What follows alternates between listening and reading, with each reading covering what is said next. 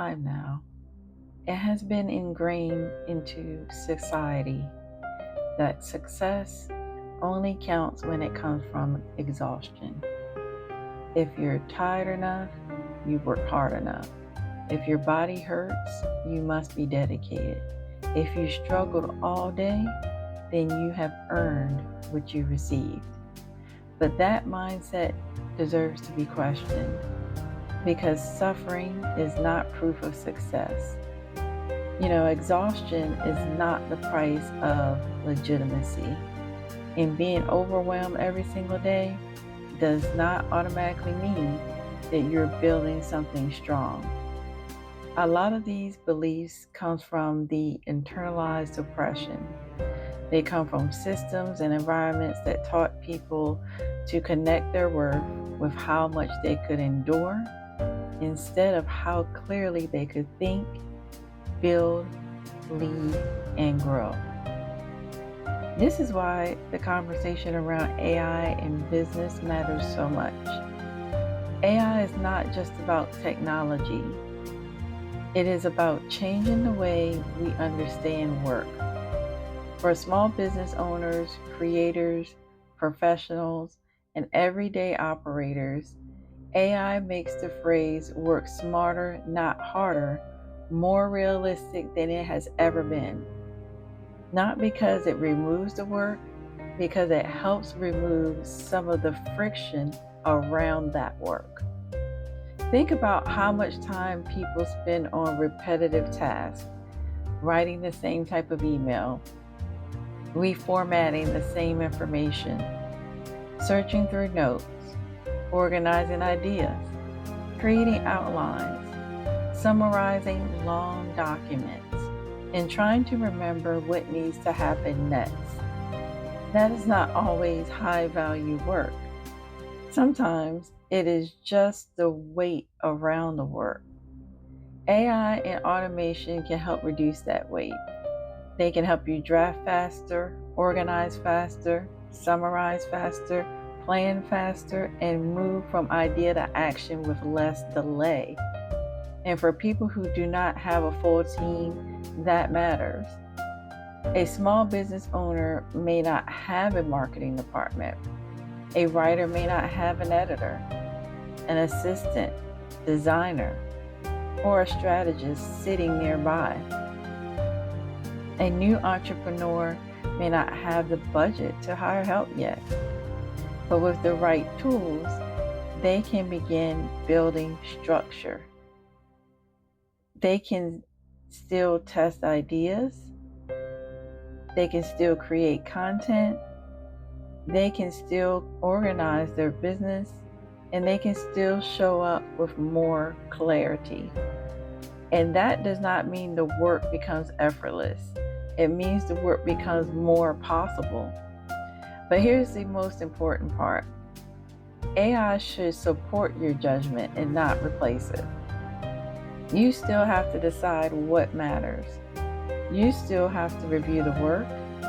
You still have to understand your audience, your values, your standards, and your responsibility. AI can help you generate options. It can help you organize your thinking.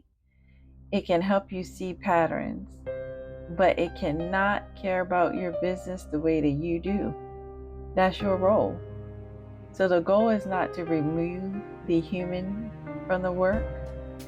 The goal is to free the human being for better work, for more strategy, more decision making, more creativity, more customer experience, more leadership, and just more space to think. Because pain is not proof of value. Carpal tunnel does not validate your outcome, Back pain does not make your business more legitimate. Poor posture, stress, and constant strain are not badges of honor. They are signs that the way the work is being done needs to change. And that is where business owners and professionals need to be honest. If a tool can help you reduce unnecessary strain, why would you reject it? Just to prove that you struggle? To who?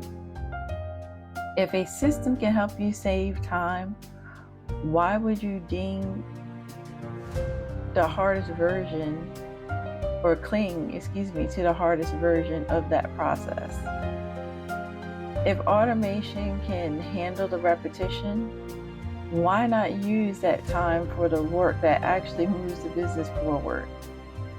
Business theory has shown time and time again that technology changes the pace of the market. The people and the businesses that adapt early often gain the time and clarity needed to take the advantage. The ones that wait too long may find themselves trying to catch up after the standard has already changed. That doesn't mean, though, that you want to chase every new tool, but it does mean you need to become a thoughtful evaluator of tools. Here is a simple way to start. First, choose one task that you repeat every week. Not your whole business, not everything at once. Just one task. Maybe it's writing captions. Maybe it's organizing notes. Maybe it is answering similar questions. Maybe it is creating outlines, checking documents, summarizing emails, or planning your week. Whatever you think someone else could do if you had the money to hire. Second, ask yourself, where does this task slow me down? Is it the thinking, the formatting, the starting point, the follow-up, or the organization? And third, test one AI tool or automation support for that specific part of the process. Use it to create a first draft. Use it to summarize. Use it to turn rough thoughts into a checklist. Use it to build a repeatable workflow. Then review it with human judgment. Fix everything that sounds generic and remove what does not fit. Add your experience. Apply your standards. Make sure the final result still belongs to you. That is responsible use of AI. And over time, one improved task becomes one better system. One better system creates more capacity, and more capacity gives you more room to build with intention. That is the bigger point. AI is not the end of business. It's the next business tool. And for intentional operators, the question is not how can I avoid change, but how can I use the right tools to build with more clarity, more care, and less unnecessary strain. You do not have to suffer for your success to be valid.